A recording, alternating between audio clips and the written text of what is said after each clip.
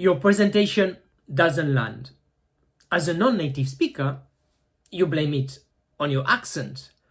The problem is not your accent.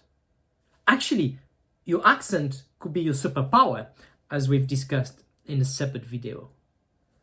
The problem are these 5 mistakes that you make. Let's fix them.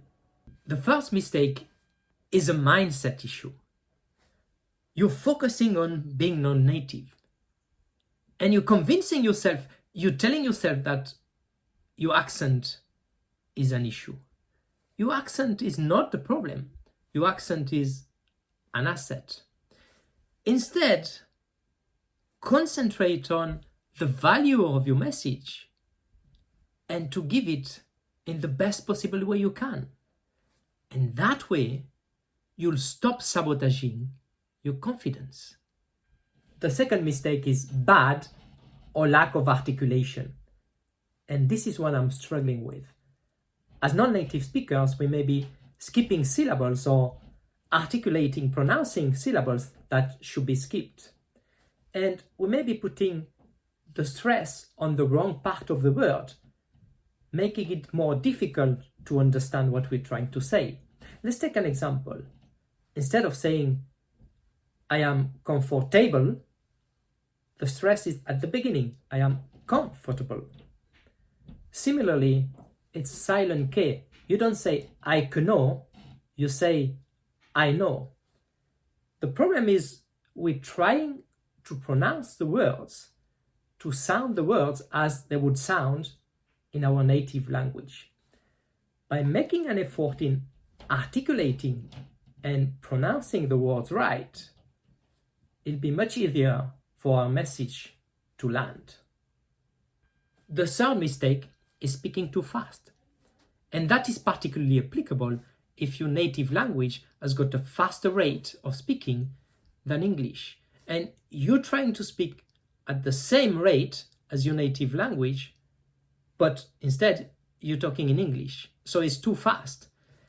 And you need to take into account pauses and the rhythm which is specific to the English language.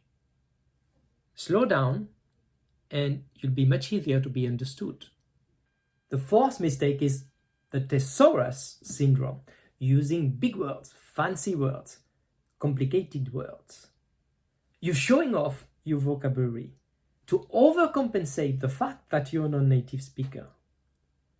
But the problem is that even though the words may be technically correct, you're using it in the wrong situation. It's either too formal or too casual, even slang, when it shouldn't be, and it doesn't sound natural. You sound a little bit robotic. And also sometimes, because you don't fully grasp the meaning of the word, you're using it inappropriately. And that is confusing your message rather than expressing yourself as simply as possible to add clarity to your message. The fifth mistake is stumbling upon your words, repeatedly tripping over your words, and that crumbles your confidence. It typically comes back to the previous point of trying to use a big word, a fancy word, that not only you're not familiar with, but you don't know how to pronounce properly. You find it hard to pronounce because you're not used to pronounce it.